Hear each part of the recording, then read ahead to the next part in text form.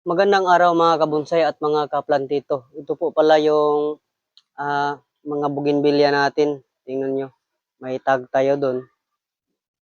Pakita ko sa inyo. Ayan. Oh.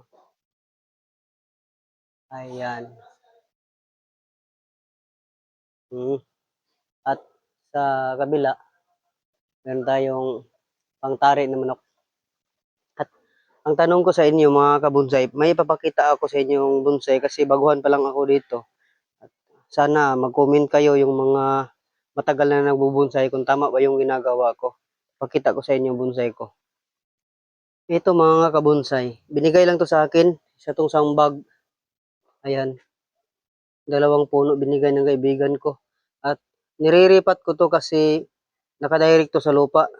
Niripat ko, pagkatapos nilagyan ko diretso ng nilagyan ko diretso ng markot. Minamarkot ko kaagad kasi ang plano ko, pag mayroon ng ugat, putulin ko dito para mas mababa na lang ang dito.